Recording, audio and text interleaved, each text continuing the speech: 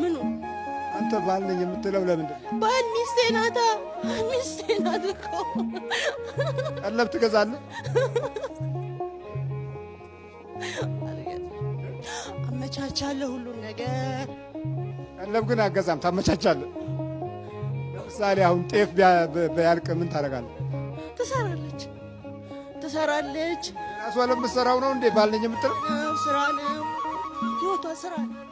በስራ ጅዝብ አድርጊያታለሁ። ምንድን ነው የምትሰራው? ፀጉር ሰራተኛ። እዚህ አይደለም የምትኖረው፣ ሌላ ሀገር ነው። የት ሀገር ነው? የት ሀገር? ሳውዲ ነው የምትኖረው? እዛ ነው የምትኖረው። ትሰራለች፣ በስራ ትሻሻላለች። ገንዘብ የለም፣ እድል የለም። በቃ ለእኔ ብቻ መታዘዝ፣ ለእኔ ብቻ መታዘዝ። አንተ ምን ታደርግልሃለህ? ሚስቴ ናት። ሚስቴ ልትላለህ? ሚስቴ ናት። የት ማዘጋጃ ነው የተጋባችሁ? በእኛ እናንተ ማህፀን ውስጥ ነው የወለድኳት። ማህፀን ውስጥ ነው ወድጄ ያገባኋት። ለምንድን ነው ማህፀን ውስጥ የምትቀመጠው? እዛው አማረችኝ፣ እዛው ገብቼ እዛው ያዝኳት። እስካሁን አለሁኝ። አሁን ግን አሳበደችኝ፣ በቃኝ አለችኝ። ቁጥር ያቀጠቀጠችው ደግሞ እኮ የሚገርም ሃይማኖቷ እኮ አይደለም፣ ዝም ብላ ነው። አንዴ ወደዛ፣ አንዴ ወደ ምን እያለች። ምንድን ነው ሃይማኖቷ? እስላም ናት። ሙስሊም ናት? ማነው ስሟ? ስሟ የክርስቲያን ነው። ስሟ የክርስቲያን ነው? ማነው ስሟ? ስሟ ትርሲት ነው። ትርሲት ማ? ትርሲት አሊ። ስሟ የክርስቲያን ነው። የድሮ ስሟስ? ስሟ በአጠቃላይ ትርሲት ነው። አረብ ሀገር ስትሄድ ግን ስምሽ የክርስቲያን አሏት። ቀየረችውና ሄደች። በዛ ሄድን። እዛው አስቀምጬ 14 ዓመት ሙሉ አስቀምጥኳት። ለምን? በቃ እዚህ ከመጣች ችግር እንደሚፈጠር አውቃለሁ። እስላም ነች። ምን ችግር ይፈጠርብሃል? ችግሩ ሰው ወደ ሃይማኖት አይደለም የምታመዝነው። በቃ ወደዚህ ነው የምታመዝነው። በማያገባት እየገባች አንዴ 12 ትሄዳለች፣ አንዴ በ12 ደግሞ በቃ እማትሆነ የላትም። ምንድን 12? እንዴት ስሙን ልጥራልህ? እንዴት አሁንም እኮ ያስያዘችኝ በቀደም በሱ ነው። እንዴት ብዬ ልጥራልህ? ማነው ስሙ? ኧረ ተው አታቃጥለኝ። ከዛ እንዳወረደኝ አሁንም ከሷ ሊያወጣኝ ነው። እስላም ከዛ ማውረዱን የት ያውቃል? እኔ አውቃለሁ። ማነው ባለቤት? እኔ አውቃለሁ። ከላይ መውረድ እሱ አይደለ ወደዚህ ያወረደኝ ነው እንዴ? እሱንማ ለምን እንክዳለን? አይካድም። እሱ አይካድም። እንካድም ብንል ምን እናመጣለን? እውነታውን አንቀይረው። እንክድም እውነታውን አንቀይረው። እውነቱ አይቀየርም። መቀየር የምንችለው አለ፣ መቀየር የማንችለው አለ። መቀየር የምችሉትም አለ። ግን እንቀይር ብንል ራሱ ማንቀይረው አለ። እሱ አሁን ደግሞ እንዴት እንደተያዝኩ ታውቃለህ? ግማሽ ጎኗ ክርስቲያን ነው፣ ግማሽ ጎኗ የክርስቲያን ቤተሰብ አለ እና እዛ ስትኖር የአንዱ የአክስቷ ልጅ መጥቶ አብሯት መኖር ጀመረ። ክርስቲያን ነው። ክርስቲያን ብትሆኚ ያለ ጨቀጨቃት። ይባስ ብሎ የአንተን ማሳየት ጀመረ። ጅላት ልጅቷ ተቀበለችው። ማየት ይህንንማ ሄጄ ታምሩን ማየት አለብኝ አለች። ወደዚህ የት ሀገር ነው ያየችው? ሳውዲ። በኢንተርኔት አየችው። ሆነ ብላ ስራዬ ብላ መከታተል ጀመረች። እኔ ደግሞ ጭንቅላቷን ቀይሬ ይሄ እኮ ውሸት ነው፣ አንቺ እኮ ጤነኛ ነሽ፣ ምንም የለብሽም፣ ለምን ራስሽን በሽተኛ ነኝ እያልሽ ታሳምኘዋለሽ? ለምን ለማበር ትዘጋጃለሽ ብዬ አሳመንኳት። አንዳንዴ በጣም ሲደክመኝ ስጥላት አሳውቃታለሁ። ወድቃ ማለት ነው። ድሮ እንደዚህ ቡዳም አለን እነሱ ሲሆኑ ራሷን አታውቅም። አሁን ግን ራሷን ማወቅ ጀመረች። ጥለናት ራሷን እናሳውቃታለን። ጥለናት የምታወራውን እናሳውቃታለን። ይሄማ ውሸት ነው፣ እኔ ጭንቅላቴን በውሸት አሳምኘው ነው፣ ምንም የለብኝም ብላ ተቀመጠች። ወረቀቷ ብልሽት አድርጌ አሸዋት፣ እዛው አሸዋት። የነበራትን ገንዘብ ጭርስ አድርጋ አሰርታ ምጥጥ። ለምን እድናለሁ ብላ መጣች። ከዛ አልቻልኩም። በቃ ተያዝኩኝ። በቃ ተያዝክ። ጨብጠኝ። እንዴት ብዬ ሸኘኝ? ስንት ናችሁ? 5 ሰይጣን አጋንንት ባል ሰይጣን ቡዳ አይነ ጥላ ባል ብለህ እንደው በድፍረት ትናገራለህ? ነኝ አልወለድኩም እንጂ ነኝ። ትወልዳለህ? እሱ ብቻ ነበር ያቃተኝ። እሱም ብላ ነው እዚህ የመጣችው። አሁን እንደዚህ በሚሆንበት ጊዜ መንፈሱ የሚፈልጋቸውን አይነት ባል ይፈልጋል። መንፈሱ የሚፈልጋቸውን አይነት የዛ ጊዜ ከመንፈሱ ጋር የተያያዘ ነው የሚወለደው ልጅ ደግሞ የዛኑ ያህል ያጋንንቱን ባህሪ የሁለቱንም አጋንንት ባህሪ ያካተተ ይሆናል። የስጋ አባቱ ሰው የመንፈስ አባቱ ደግሞ አጋንንት ይሆናል ማለት ነው። ከዛ በኋላ በቃ አስቸጋሪ ነገር ነው። አኗኗሩም፣ አካሄዱም፣ ጠባዩም ሁሉም ነገር መናፍስቱ በሚወክለው አይነት አኳኋን የሚኖር ይሆናል። ምናልባት ብታገባ ምን ታረግ ነበር?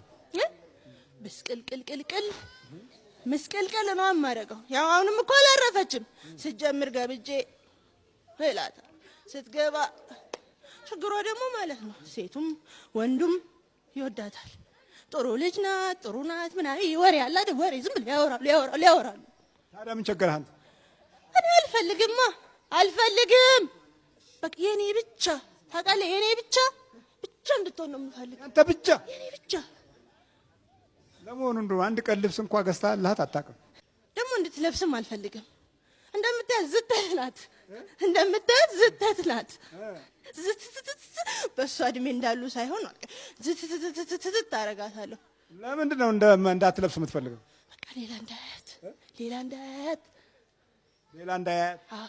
ደግሞ አንዳንዴ ወፈፍ አድርጓት ለብሳ ሄደሽ ቀን ከዛ ስትመጣ እኔ በተራ ይዤ ድፍት አደርጋለሁ። ትገርፋታለህ። ያው እንግዲህ ቀናተኛ ባል ነው።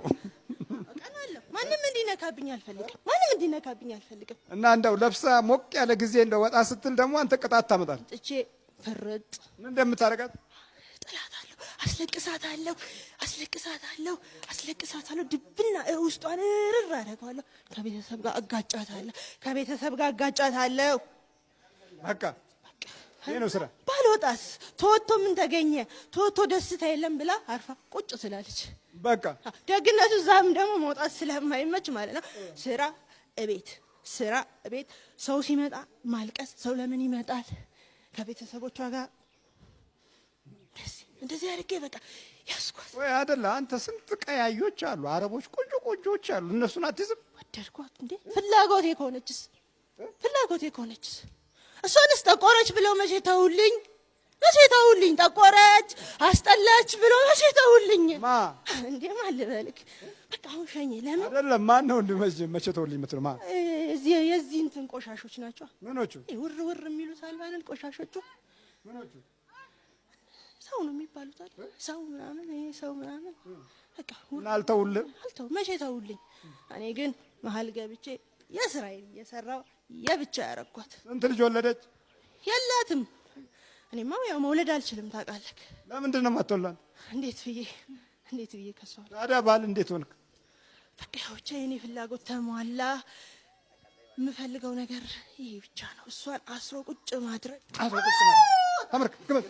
እሺ፣ በኢየሱስ ክርስቶስ ስም፣ በስላሴ ስም፣ በወላዲተ አምላክ ስም፣ በቅዱስ ሚካኤል ስም ወደ ሲኦል እንገባለን። ወደዚህ እንገባለን። ቶሎ ሰባት ጭኑት። ማን ነው ስምሽ? ትርሲት። እስላም ነሽ? ክርስቲያን ነሽ? እስላም ነኝ። ታዲያ እንደዚህ ወደዚህ እንዴት መጣሽ? ያው በቃ እኔ አላውቀውም። ትንሽ ፍቅሯ አለኝ ለኦርቶዶክስ እምነት ማለት ነው። ያው አካባቢ ቤተክርስቲያን አለ። ከልጅነቴም ጀምሬ እዛ ስላደግኩኝ አላውቅም፣ እንትኑ አለኝ። ክርስትና ታዲያ ለምን አልተነሳሽም? እንግዲህ የፈጣሪ ፍቃድ ከሆነ አሁን አስቤ ነበር ማለት አንደኛ ነገር በእምነቴም እንትን አይደለሁም፣ ጠንካራ አልነበርኩም። ስለዚህ ሀሳቡ አለኝ እንዳልኩት ለክርስትና እምነት በጣም እንትን አለኝ፣ በተለይ ለሚካኤል ማለት ነው። በዚህ እምነቱ ራሱ ሆኜ ማለት ነው ብዙ ጊዜ ሲጨንቀኝም ለምነው ሚካኤልን ነው እና ፍቅሩ አለኝ ማለት ነው። ሚካኤልን ስጠሪው ደርስልሻል። በጣም ደስ ይለኛል። ብዙም ነገር ደግሞ አድርጎልኛል ማለት ነው። በጭንቄም ብዙ ነገር አለ አባ ሚካኤል ደርሶልኛል። ግን ያው አንደኛ እስካሁን ድረስ የያዘኝ የቤተሰብ ጉዳይ ነው። ያው ቤተሰቦች እምነታቸው ሌላ ስለሆነ ላለመቆራረጥ ስል ነው እንጂ በጣም ፍቅሩ አለኝ ማለት ነው። ኦይ አንዳንድ ጊዜ እንደው ጥሩ ለብሰሽ ስትወጪ ስትመለሺ በጣም አትቸገሪም? በጣም አለቅሳለሁ። የሄድኩበትም ተደስቻለሁ። ሲጀመር እኔ መውጣት አልወድም። ድንገት እንኳን አስገዳጅ ነገር ሆኖብኝ ከወጣው ማለት ነው ስመጣ በጣም አለቅሳለሁ። ይበቀልሻል? አዎ።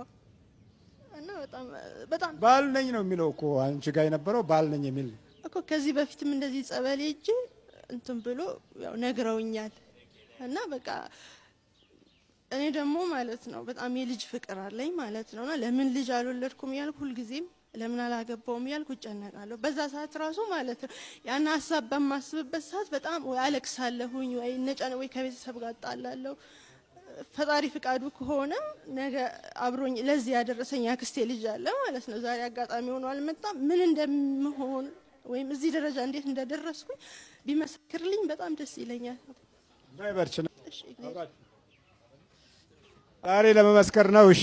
እና በይበልጥ ደግሞ እንደነገርኩት እሱ ነው ለዚህ እንትን ያለኝ እና እሱ ቢመሰክርልኝ የነበርኩበትንና አሁን ያለሁበትን ማለት ነው። እና ፈጣሪ የተመሰገነ ይሁን ድኛለሁ። እስካሁን ድረስ በጣም ሰላም ነኝ። እና አንቺ ከጸለይሽ እኮ መፍራት የለም። አዎ፣ ግን ያው እንዳልኩት የሃይማኖቴ ጉዳይ ነው። አሁን ደግሞ ማለት ነው አምኜ ተቀብያለሁ። ወደዚህ እምነት ለመግባት ዝግጁ ነኝ። ወደ ክርስትና ልትመጪ ማለት ነው? አዎ፣ ወደ ክርስትና እመለሳለሁ። ያው ወደ ክርስትና እመጣለሁ ነው የምትለው። ትላንትና ነው የወጣው መንፈሱ። በጣም አስቸጋሪ የሆነ መንፈስ ነው። ባል ነኝ ብሎ የሚከራከር የነበረ መንፈስ ነው። አንቺ ባል አላገባሽም፣ እኔ ባል ነኝ ይል ነበር። አዎ እንደዛ ነው። ከዚህም በፊት እሱ እንደዚህ ሲደበድበኝ በመቁጠሪያ እንደዛ ነበር የሚለው እና በቃ ከሱ ጋር ግብ ነበረ ባል ነኝ የሚል ነገር ማለት ነው። አንቺ እንዴት ባል ነኝ ትላለሽ? አንቺ ሴት ሆነሽ። እሱን እንግዲህ አላቅም አባ፣ እሱን አላቅም። ና እስቲ ባል ነኝ ይልሃል። ና ቶሎ። አዎ ብዙ ጊዜ ባል ነኝ ይለኛል። እሱ ባል ነኝ አለቃትም እገላታለሁ ይለኛል። ጉረኛ ነው ደግሞ እገላለሁ ነው የሚለው። እገላለሁ። ይኸውት የአረቡን አታየም? እገላለሁ ሲል አዎ እገላለሁ ነው። ብዙ ጊዜ እገላለሁ ነው የሚለው። አሰቃይቷታል በጣም።